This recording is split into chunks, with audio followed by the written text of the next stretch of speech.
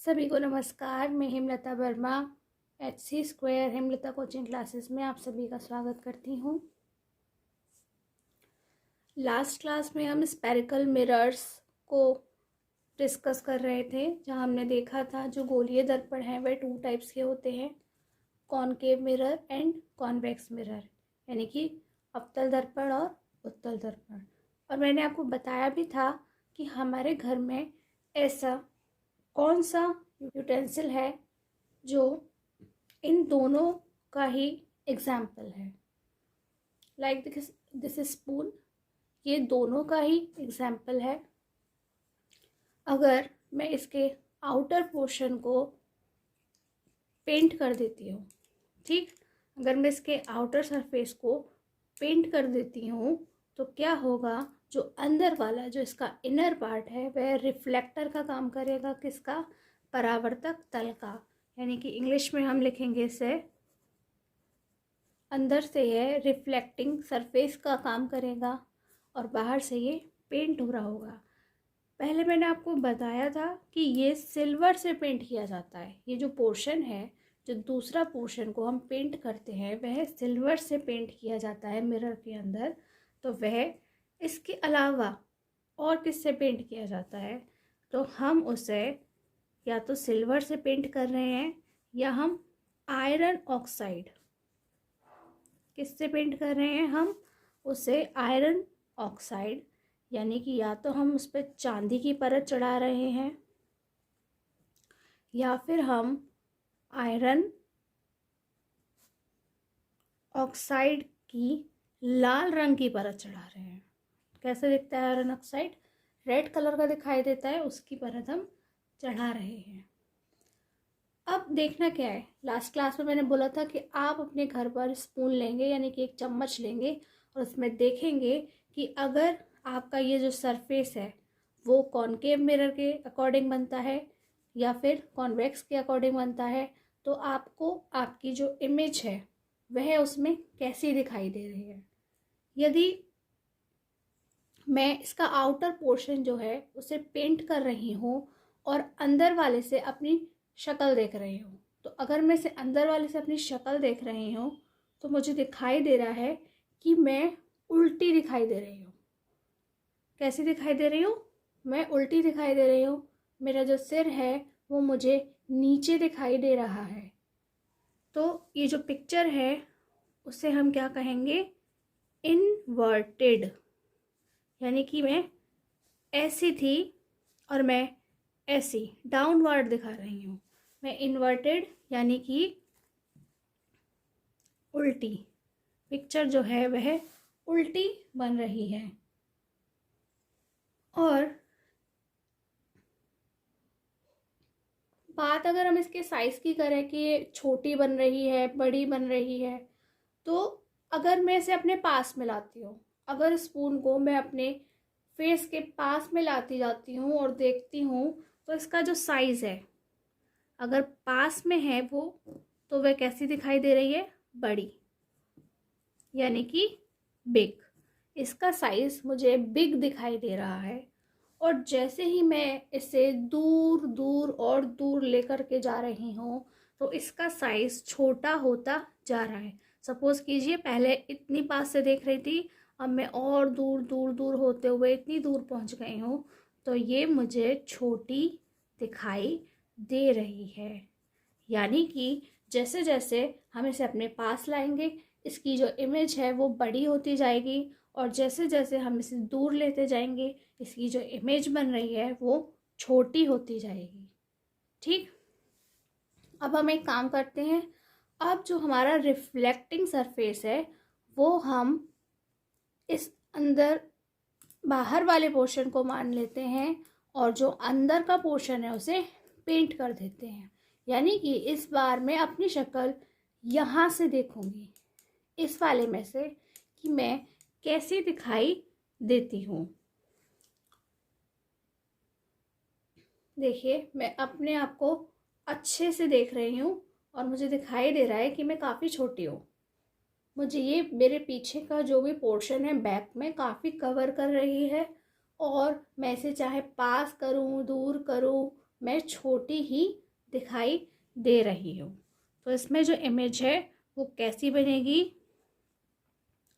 Small, यानी कि जो इमेज है वो स्मॉल बनेगी और मैं बिल्कुल सीधी ही दिखाई दे रही हूँ। मेरा सिर मुझे ऊपर ही नज़र आ रहा है और बाकी का शरीर नीचे ही नज़र आ रहा है। और सीधी को हम इंग्लिश में कहते हैं इरेक्ट, यानी कि ऐसी ही थी और ऐसी ही दिख रही है।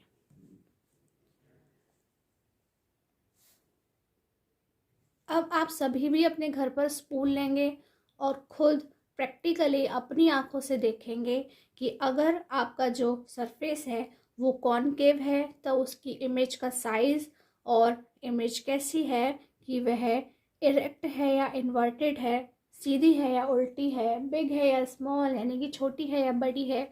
आप खुद अपनी आंखों से देखेंगे और अपने घर में भी सबको दिखाएंगे। ठीक, बस अच्छी बात यह है कि इसके अंदर उल्टा दिखाई देता है। ऐसा नहीं होता कि इंसान अगर पूरा अपने आप को देखे तो उसके पैर भी उल्टे दिखाई दे।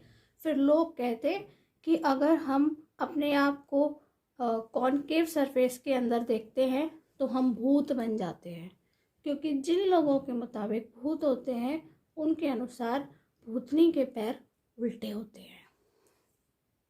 चलिए, ये तो सिर्फ एक हंसी मजाक की बात है, हकीकत में ऐसा कुछ नहीं होता है। यदि आप साथ अपने नोट्स भी बनाते जाते हैं, जब आप पढ़ते हैं इसमें से और नोट्स बनाते हैं तो अच्छी बात है, आप ज़रूर लिखा करिए। और लिखना बहुत ज़रूरी है जिससे आपके पास चीज़ें परमानेंट हो जाएं। और इसके अलावा यदि आप साथ साथ लिखते नहीं हैं, बाद में लिखते हैं, तो आप इनके स्क्रीनशॉट लिया करें और उसके बाद पूरा वीडियो ख़त्म होने के बाद ही लिखना स्टार्ट किया करें और पहले उसे पूरा पूरा समझ लिया करें। अब हमने अभी स्पेरिकल मिरर्स के काफ़ी हमने दोनों पार्ट्स में डिवाइड करके पढ़ा था। अब हम इसकी एक डेफिनेशन देख लेते हैं। है such mirrors whose reflecting surfaces are spherical are called spherical mirrors. यानी कि अगर ये मेरा मिरर है और इस वाली साइड से हमारी जो रेजेस है वो रिफ्लेक्टिंग सरफेस का काम करती हैं, तो यह क्या है, हमारे लिए स्फेरिकल है, यानी कि ये कर्व बना रही है। स्फीयर में से काट करके हमने इसे बनाया है और ये प्लेन सरफेस, जैसे ये कॉपी है वैसा प्लेन सरफेस नहीं है। ये कैसा है, यह एक कर्व्ड सरफेस है जिसे हम स्फेरिकल सरफेस कह रहे हैं। और अगर हमारा रिफ्लेक्टिंग सरफेस ये है तब भी ये क्या है, यह एक कर्व्ड सरफेस है और इसी को हम क्या बोलते हैं, हमारा रिफ्लेक्टिंग सरफेस। यानी कि हमारे जो भी रिफ्लेक्टिंग सरफेस होते हैं स्फेरिकल मिरर्स में वे कैसे होते हैं, सभी के सभी रिफ्लेक्टिंग सरफेस होते हैं क्योंकि वो स्फेरिकल होते हैं। Such mirrors whose reflecting surface are spherical, यानी कि इनके जो सरफेसेस हैं वह स्फेरिकल हैं, मुड़े हुए हैं, झुके हुए हैं, बेंट हैं, घुमावदार हैं, इसलिए हम उन्हें स्फेरिकल मिरर्स कहते हैं। गोलीय दर्पण, ऐसे दर्पण जिनका परावर्तक पृष्ठ, हिंदी में स्फेरिकल सरफेसेस को रिफ्लेक्टिंग सरफेसेस को कहते हैं परावर्तक पृष्ठ। कैसे हैं, गोलीय हैं, यानी कि गोल हैं, इसलिए हम उन्हें क्या कह रहे हैं, गोलीय दर्पण कह रहे हैं।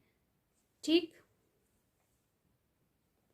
अब ऐसे स्फेरिकल सरफेसेस है उनसे हम इमेज फॉर्मेशन कैसे तैयार करते हैं उसे जानने से पहले हमें इसके कुछ इम्पोर्टेंट टर्म्स को जानना होगा।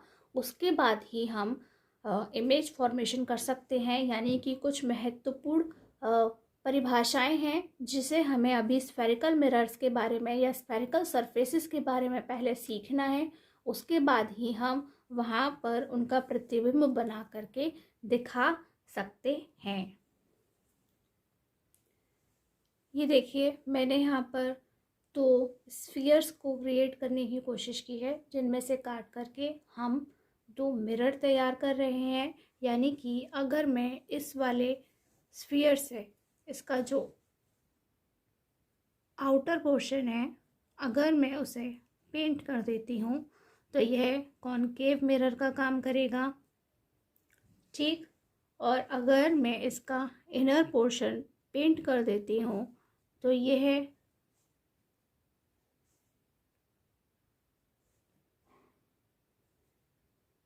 इस तरह से तैयार होता है।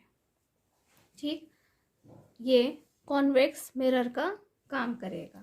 तो इसके जितने भी डेफिनेशंस या इम्पॉर्टेंट टर्म्स हैं मैं एक एक करके ही बताऊंगी और उतना ही शो करके बताऊंगी और उसी की डेफिनेशन को आपको समझाऊंगी कि सबसे पहले हमारे पास एक स्फीयर था और हमने उसका एक पोर्शन, लगभग इतना पोर्शन कट कर लिया है, लेकिन मैं आज काट करके नहीं दिखा रही हूँ क्योंकि इस पोर्शन के अंदर हमें बहुत सारा काम करना है और काफ़ी ओवर राइटिंग भी हो सकती है।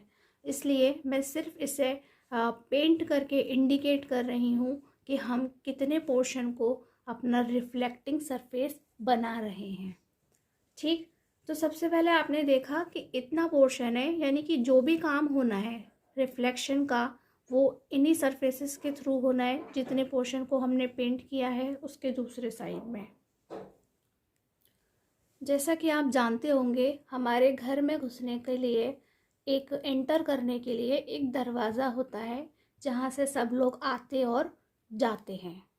ठीक, तो हम उसे क्या कहते हैं, हम उसे हिंदी में कह सकते हैं द्वारक। क्या कह सकते हैं? द्वारक। यानी कि ये वाला पोर्शन जितने एरिया के अंदर से, जितने सरफेस के अंदर से हम अपने जो भी रेजेस हैं वो रिफ्लेक्टेड करेंगे, वह हमारा पोर्शन क्या है? वह हमारा द्वारक है। इंग्लिश में हम उसे कहते हैं अपर्चर। यानी कि ये जो पोर्शन है वो क्या है? हमारा अपर्चर ऑफ मिरर। इसको हम नाम देते हैं M1 M2। ठीक, तो सबसे पहले आपसे पूछा जाता है कि व्हाट इज़ अपर्चर या दर्पण का द्वारक क्या होता है?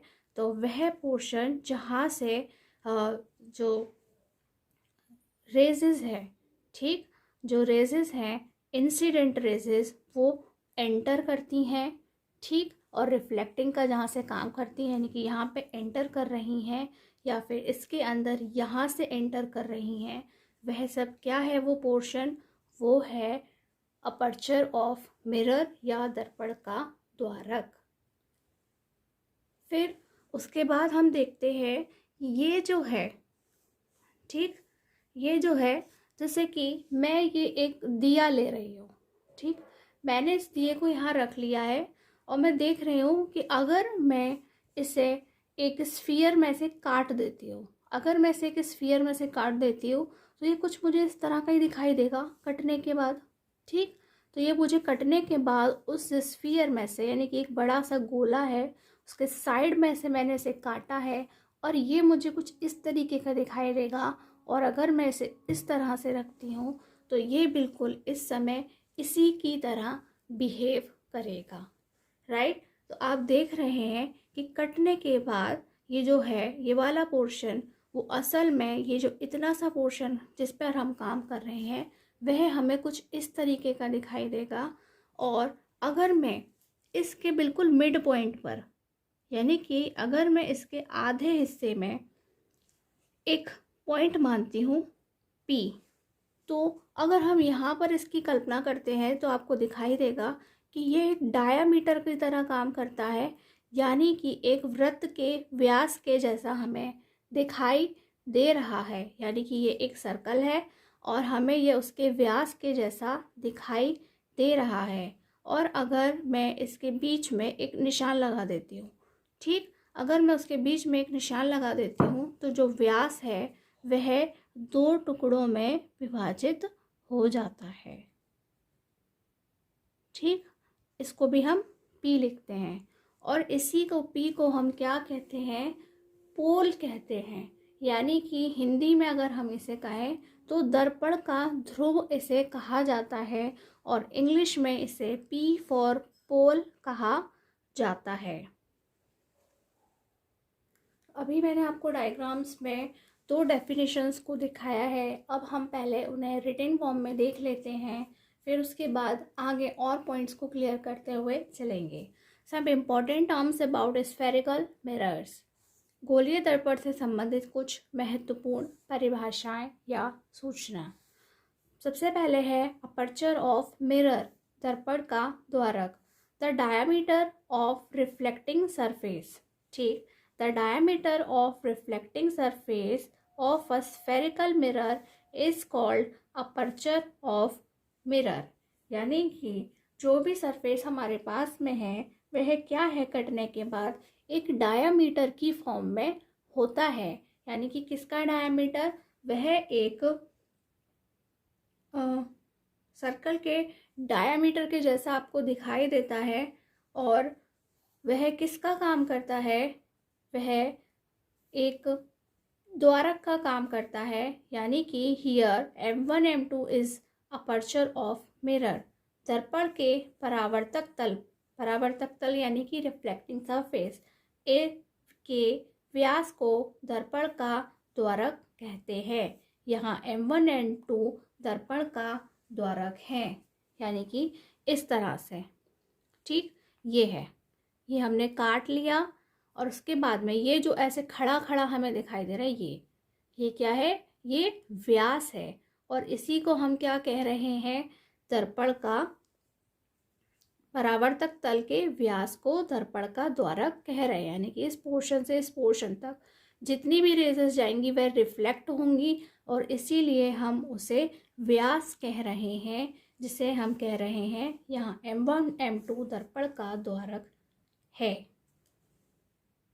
नेक्स्ट है पोल। पोल यानी कि ध्रुव।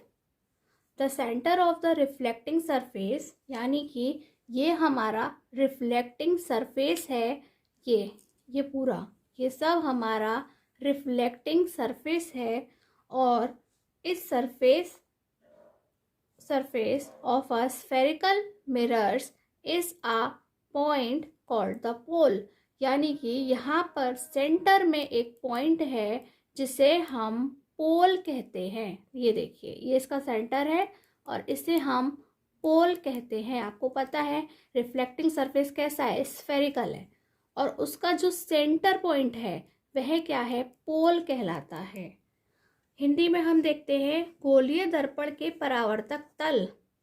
ये गोलीय दर्पण है, काटने के बाद ये उसका परावर्तक तल यानी कि रिफ्लेक्टिंग सरफेस है, के मध्य बिंदु को दर्पण का ध्रुव कहते हैं। और अब आप देख लीजिए, इसका जो मध्य बिंदु है, ये बीच का पोर्शन है, इसे हम P से प्रदर्शित करते हैं।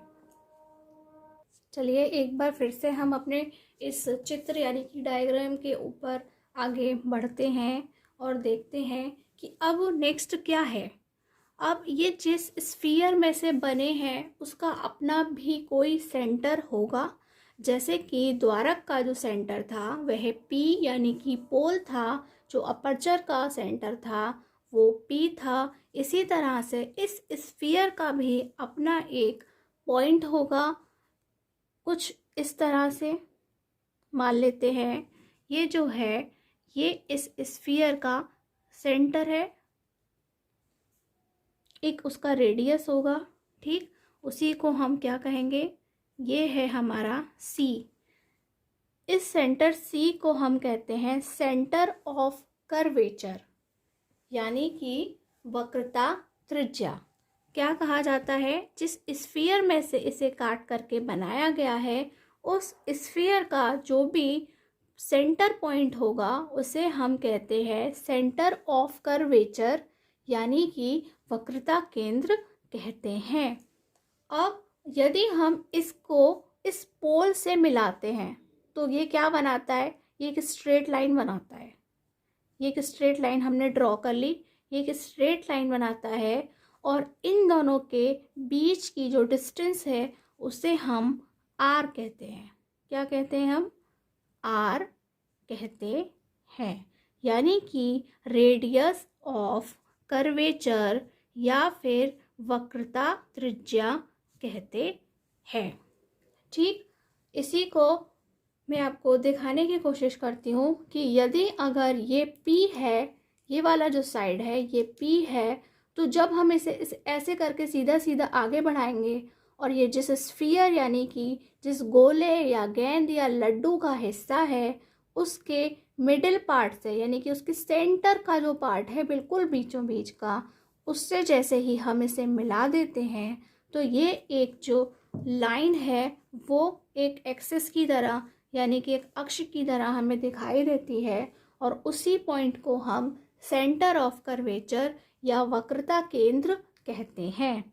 और उन दोनों के बीच की जो डिस्टेंस है यानी कि जो दूरी है उसे हम वक्रता त्रिज्या आर या रेडियस ऑफ कर्वेचर आर से लिखते हैं। देखिए, सेंटर ऑफ कर्वेचर वक्रता केंद्र, the reflecting surface of a spherical mirror यानी कि the reflecting surface of a spherical mirror form a part of a sphere यानी कि वह क्या है, एक स्फीयर का हिस्सा है and it has a centre, और जिसमें से काट कर इसे बनाया गया है उसका क्या था, अपना एक सेंटर था। This point is called the centre of curvature, उसी को हम सेंटर ऑफ कर्वेचर कहते हैं। गोलीय दर्पण जिस खोखले गोले का भाग होता है यानी कि एक बॉल जो हमारे लिए खोखला होता है उसे यदि मैं काट दूं तो काटने के बाद वह मुझे कुछ इस तरह की दिखाई देगी, लेकिन उस खोखले गोले का भी अपना एक क्या है, सेंटर पॉइंट है यानी कि बिल्कुल बीचों बीच का जो हिस्सा है वह क्या है, उसके केंद्र को बताता है। खोखला भाग होता है उसके केंद्र को दर्पण का वक्रता केंद्र कहते हैं। इसे सी से प्रदर्शित करते हैं। किससे लिखते हैं हम, कैपिटल सी से प्रदर्शित करते हैं। रेडियस ऑफ कर्वेचर वक्रता त्रिज्या, the distance between pole and the centre of curvature of a spherical mirror is called radius of curvature. वक्रता केंद्र से दर्पण के ध्रुव तक की दूरी को वक्रता त्रिज्या कहते हैं। इसे आर से प्रदर्शित करते हैं यानी कि किससे, कैपिटल आर से प्रदर्शित करते हैं। ये हमारा पोल है और इस पोल से यदि हम एक सीधी रेखा ड्रॉ करते हुए इसके सेंटर तक पहुंच जाते हैं, जिसमें से इसे काट के बनाया है कि नीचे से मैं ऊपर उठते हुए इसके सेंटर तक जब पहुंच जाऊंगी तो उस पूरी इस तरह की खड़ी हुई डिस्टेंस को हम क्या कहेंगे, उसको हम रेडियस ऑफ कर्वेचर या वक्रता त्रिज्या कहेंगे। नेक्स्ट पॉइंट है प्रिंसिपल एक्सिस यानी कि मुख्य अक्ष, जिस पर हम काम करने वाले हैं। ठीक, यदि आपने यहाँ देखा कि अभी तक आपको दो ही पॉइंट्स नज़र आ रहे हैं। ये पोल P है जो द्वारक M1 M2 यानी कि अपर्चर पर है। ठीक, और ये C पोर्शन है जो हमें दिखाई नहीं देता है लेकिन उस स्फीयर का हिस्सा है जिससे काट करके हमने इसे बनाया है। यदि मैं इन दोनों को, ये जो दोनों पॉइंट्स हैं, इनको मैंने ज्वाइन करके एक लाइन खींच दी है, ड्रॉ कर दी है, और इसे भी मैं अगर और आगे आगे बढ़ाते हुए एक पूरा का पूरा मीट कर देती हूँ या आगे बढ़ा के और आगे या मैं इधर भी बाहर की तरफ ले करके जाती हूँ तो वह क्या है, वह ही हमारा प्रिंसिपल एक्सिस है। ठीक, मैं इस तरह से आगे पूरा बढ़ाती जा रही हूँ तो वह क्या है, वह हमारा प्रिंसिपल एक्सिस यानी कि मुख्य अक्ष कहलाता है, जिसके थ्रू हम अपने सारे पॉइंट्स को क्लियर करने वाले हैं। सारे जो मीटिंग पॉइंट्स होंगे जहाँ पर भी हमारे किरणें, आपतित किरणें टकरा करके आपस में मिलती होंगी, वह सभी क्या होगा, इस मुख्य अक्ष यानी कि प्रिंसिपल एक्सिस पर होता है। चलिए, यह है प्रिंसिपल एक्सिस, मुख्य अक्ष। Imagine a straight line passing through the pole and the center of curvature, a spherical mirror is called principal axis। यानी कि एक ऐसी इमेजिन यानी कि दिखाई नहीं दे रही है, हमने खुद से क्रिएट की है। इमेजिन करिए कि यहाँ से कोई लाइन चल करके जाती है, कैसी, एक स्ट्रेट लाइन है जो कि पासिंग थ्रू द पोल यानी कि जो पोल से भी गुजरती हो, और सेंटर ऑफ कर्वेचर यानी कि वक्रता केंद्र और हमारे दर्पण के ध्रुव दोनों से होकर गुजरती हो, वह हमारा क्या है, हमारा प्रिंसिपल एक्सिस होता है। गोलीय दर्पण के ध्रुव तथा वक्रता केंद्र को मिलाने वाली सरल रेखा को हम मुख्य अक्ष कहते हैं। हमने देखा था कि हमने P और C दोनों को आपस में मिला रखा था और हमने उसे आगे और पीछे दोनों तरफ से बढ़ाकर उसे बड़ा सा कर दिया है। वही हमारा क्या है, वही हमारा मुख्य अक्ष होता है। चलिए देखिए, अब हमारा नेक्स्ट क्या है कि हमने सब कुछ बना लिया, लेकिन अब हमें उन आपतित किरणों को या हमारी जो इंसिडेंट रेज हैं उनको भी दिखाना होगा कि वह कैसे आएंगी, फिर कैसे रिफ्लेक्ट करेंगी और कहाँ पर इमेज फॉर्मेशन होगा। ठीक, तो उसके लिए हमें ये ध्यान से देखना होगा। ये देखिए, मैं यहाँ से रेज बना रही हूँ। मान लिया मेरी एक इंसिडेंट रे ये है, ठीक, और एक मैं नीचे की ओर बना रही हूँ। ये मैंने नीचे की ओर बना ली, ये मेरी नीचे की ओर जाने वाली इंसिडेंट रे है। और अगर हम यहाँ की बात करें तो ये तो हमारा पेंटेड पोर्शन है, इसमें कहाँ से रेज एंटर करेंगी, वह यहाँ से, क्योंकि ये हमारा रिफ्लेक्टिंग सरफेस है। तो हम कुछ इस तरह से इनको ड्रॉ करते हैं। ये हमारी क्या है, ये एक हमारी इंसिडेंट रे है, एक ऊपर और एक नीचे। कुछ इस तरह से हमने इंसिडेंट रे को बना लिया। ठीक, अब आपको पता है यदि इंसिडेंट रे है तो यहाँ पर एक नॉर्मल भी होना चाहिए, यानी कि अगर आपतित किरण बनी है तो एक अभिलंब भी होना चाहिए। ठीक उसी बिंदु से एक अभिलंब भी होना चाहिए जो कि 90 डिग्री का होता है। लेकिन जब हमारा प्लेन सरफेस था, सरफेस कैसा था, प्लेन था, तो हमने एक सीधी रेखा खींच करके 90 डिग्री बना दिया था। पर अब हमारा जो सरफेस है वह कैसा है, वह स्फेरिकल है, वो कुछ इस तरीके की गोलाई लिए हुए है, वह सीधा नहीं है। तो वह हमें कैसे दिखाई देगा। ठीक, अगर मैं कॉपी की बात करती हूँ कि मैं कॉपी पे कैसे बताऊँ कि मैं इसका अभिलंब या फिर नॉर्मल है वह कैसे बनाऊँगी, तो आपने 8th क्लास में पढ़ा होगा। मान लीजिए ये एक सर्कल है और मुझे इस पे 90 डिग्री का एंगल बनाना है, तो मैं इसे कैसे बनाऊंगी, मैं वहाँ पर एक स्पर्श रेखा यानी कि टेंजेंट खींचूंगी। स्पर्श रेखा यानी कि छूने से पता चल रहा है, स्पर्श मतलब छूना, नाम से पता चल रहा है, स्पर्श मतलब छूना। अगर एक लाइन आती है और वो इस सर्कल की जो सरकमफ्रेंस यानी कि ये परिधि यानी कि ये बाउंड्री है उसे छू करके चली जाती है, तो वह क्या है, वह स्पर्श रेखा होती है। और यह कहाँ बनती है, जहाँ पर इसके सेंटर से 90 डिग्री का एंगल बनता है।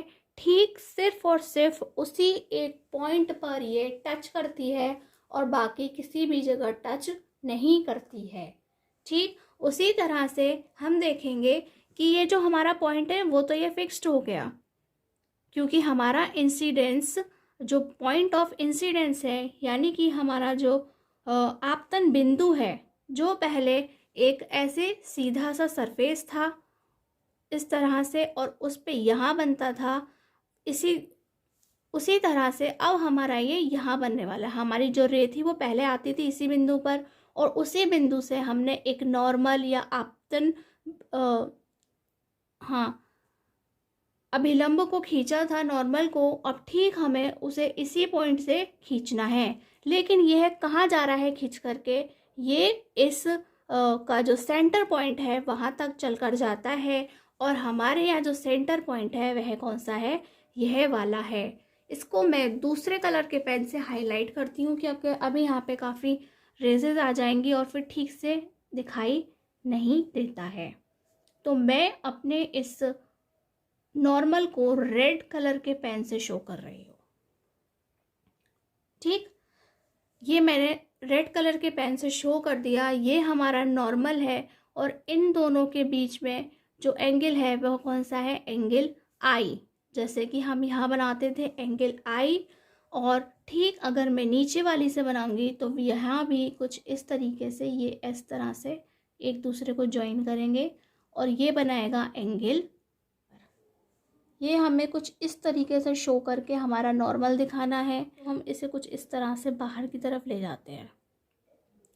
और अब अगर हमने आपतित किरण बना ली है, अभिलंब बना लिया है, यानी कि हमने इंसिडेंट रेज बना ली हैं, नॉर्मल बना लिया है, और हमने उनको आई एंगल का नाम भी दे दिया है, तो अब हमें अपनी रिफ्लेक्टेड रे यानी कि परावर्तित किरण को खींचना होगा। तो जो एंगल आई होगा ठीक उतना ही एंगल आर होगा। तो यह है लगभग हमें कुछ इस तरह से इसी एंगल से जाता हुआ, ये कुछ इस तरह से सेम एंगल से जाता हुआ यहाँ लौट करके आएगा। और अगर मैं इधर देखूं तो ये सेम एंगल जितना यहाँ है उतना ही एंगल बनाते हुए वह कुछ इस तरह से जाएगा, तो ये नीचे तक ये ठीक, और ये इस तरह से काट करके आगे की ओर बढ़ जाएंगी। तो ये जो हमारा मीटिंग पॉइंट है, ये जो हमारा मीटिंग पॉइंट है वह क्या है, वह हमारा फोकस है। क्या है, हमारा फोकस है। मैं इसे अच्छे से हाईलाइट करती हूँ, यह हमारा फोकस है, ठीक।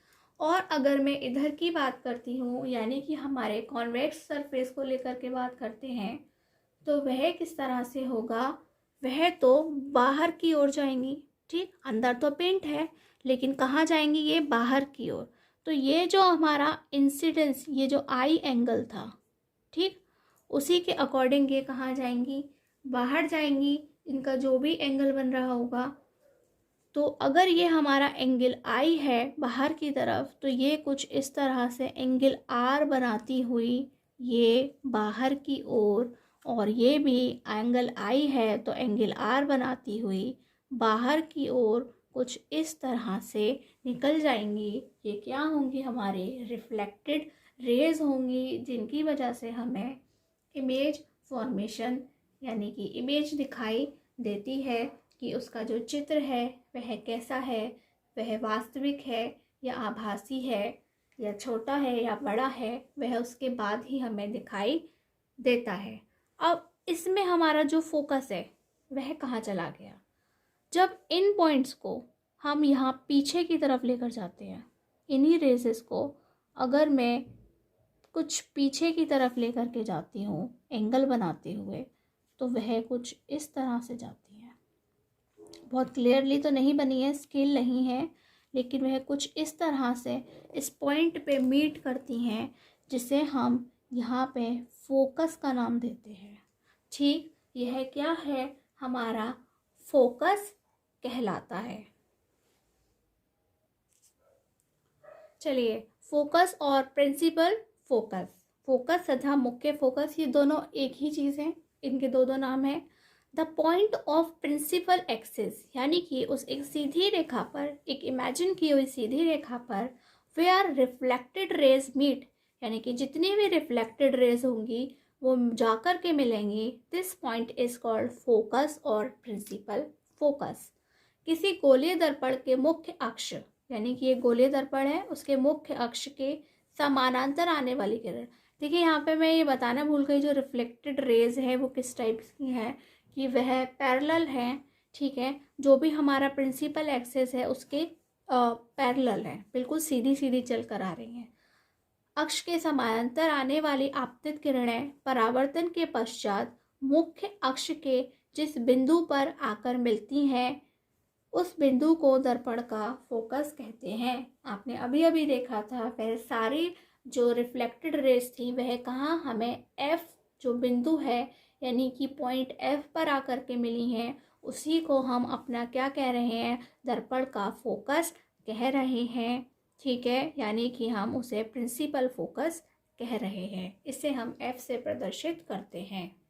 चलिए, फोकल प्लेन क्या है, जो अभी आपने अपना ये पॉइंट ऑफ फोकस एफ देखा है, अगर मैं इस एक्सिस के परपेंडिकुलर यानी कि 90 डिग्री पर कुछ इस तरीके के ये जो पोर्शन है सीधा ऐसे खड़ा हुआ, अगर मैं उसे इंडिकेट करती हूँ जहाँ पर जो रेजेस हैं वह आकर के रिफ्लेक्टेड रेज मीट हुई थी, उस जगह को हम फोकल प्लेन कहते हैं। यानी कि हिंदी में अगर हम कहें तो हम उसे फोकस तल कहते हैं। ये जो रेड लाइट से मैंने इसे सीधा खड़ा खड़ा इंडिकेट किया है, इस पोर्शन को हम फोकल प्लेन या फोकस तल कहते हैं।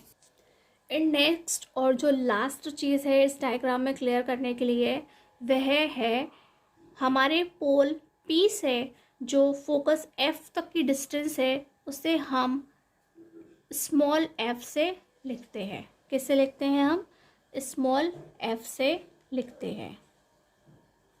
और ख़ास बात यह है कि ये जो हमारा CP, ये जो डिस्टेंस है CP, यानी कि वह किसके इक्वल है? वह R के इक्वल है।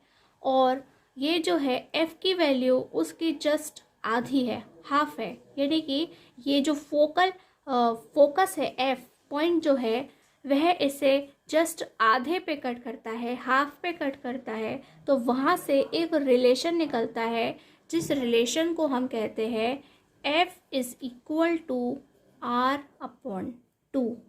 यानी कि अगर हमारी रेडियस ऑफ कर्वेचर 4 है, ठीक 4 सेंटीमीटर है, वह क्या होगी? मैं उसे 2 से डिवाइड कर दूंगी तो वह 2 सेंटीमीटर ही रह जाएगी। यानी कि वह अपने रेडियस ऑफ कर्वेचर का जस्ट हाफ होती है। चलिए नेक्स्ट हमारा फोकल प्लेन फोकस तल। The plane through the focus perpendicular to the axis of mirror. यानी कि जो भी हमारा एक्सिस है उसके परपेंडिकुलर, यानी कि मैं सीधी खड़ी रेखा 90 डिग्री का कोण बनाती हूँ, तो वह हमारा जो प्लेन है वह फोकस तल या फोकल प्लेन कहलाता है। दर्पण के मुख्य अक्ष के लंबवत तथा मुख्य फोकस से होकर जाने वाली समतल को दर्पण का फोकस कहते हैं। नेक्स्ट टॉपिक है हमारा फोकल लेंथ यानी कि फोकस दूरी। द पोल यानी कि P and the principal focus यानी कि F of a spherical mirror is called the focal length. It is represented by small f। यानी कि अभी हमने आपको बताया था कि जो हमारा P है और जो हमारा F है, उन दोनों के बीच की डिस्टेंस को हम फोकल लेंथ कहते हैं और हम उसे स्मॉल f से लिखते हैं। और एक इम्पॉर्टेंट रिलेशन जो है रेडियस ऑफ कर्वेचर और हमारी फोकल लेंथ के बीच में, उसको जानते हैं the principal focus of a spherical mirror. यानी कि F lies midway between the pole and centre of curvature. यानी कि ये हमारा सेंटर ऑफ कर्वेचर है, ये हमारा पोल P है और जो हमारा फोकस है वह जस्ट उसके बीच में आता है। इसलिए ये जो हमारी डिस्टेंस होती है वह क्या होती है? F होती है। और ये जो हमारी पूरी डिस्टेंस होती है वह क्या होती है? वह R होती है। और जो हमारा रिलेशन है वह इन F और R के बीच का रिलेशन है, जिसे हम लिख रहे हैं F is equal to R/2। यानी कि अगर मैं R को 2 से डिवाइड करती हूँ तो वह F के इक्वल हो जाएगी, या फिर यदि F को मैं 2 से मल्टीप्लाई करती हूँ तो वह R के इक्वल हो जाएगी। ठीक।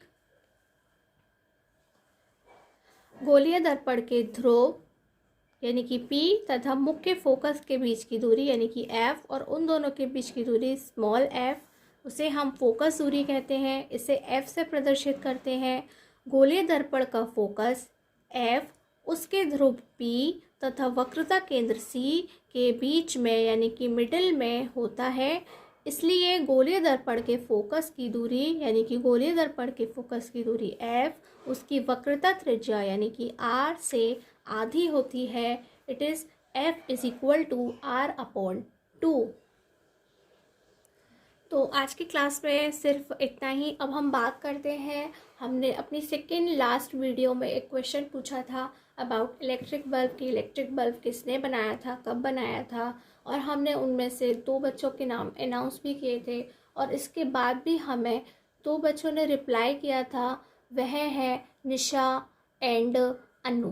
निशा वर्मा एंड अनु वर्मा, ये 2 अदर स्टूडेंट्स हैं। और इसका सही जो जवाब है वह है कि जो इलेक्ट्रिक बल्ब है वह थॉमस एल्वा एडिसन ने बनाया था, और वह 1789 में बनाया गया था। और जो हमारी लास्ट वीडियो थी, हमने उसमें क्वेश्चन पूछा था, where is the image formed by a plane mirror. समतल दर्पण में प्रतिबिंब कहाँ बनता है? तो उसका सही जवाब है दर्पण के पीछे, या फिर बिहाइंड द मिरर।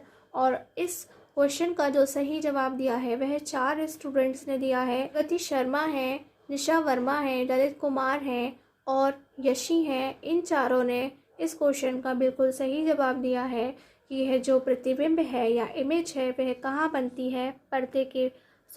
दर्पण के पीछे या बिहाइंड द मिरर बनती है। और इसी के साथ जो हमारा आज का क्वेश्चन है, यदि आप उसका सही जवाब देते हैं तो अगली वीडियो में हम आपका नाम अनाउंस करेंगे। तो हमारा क्वेश्चन कुछ इस प्रकार है, if the radius of curvature of a concave mirror is 24 centimetre, यानी कि अगर r इज इक्वल टू 24 है, what is it's focal length. तो जो f की वैल्यू है वह क्या होगी? यदि एक अवतल दर्पण की वक्रता त्रिज्या 24 सेंटीमीटर है तब उसकी फोकस दूरी ज्ञात कीजिए। तो मैं आपको बता देती हूँ, आपको इसी फॉर्मूले का इस्तेमाल करना है और आपको r की वैल्यू पुट करके f की वैल्यू फाइंड करनी है। और आप इसी तरह से हमारा चैनल पर वीडियोस को देखते रहिए और जवाब भी ज़रूर दीजिए, ताकि हम आपका नाम अनाउंस कर सकें और उससे हमें ये पता चल सके कि आप कितना मन लगा करके पढ़ रहे हैं। फिर आज के लिए सिर्फ इतना ही। नमस्कार, धन्यवाद।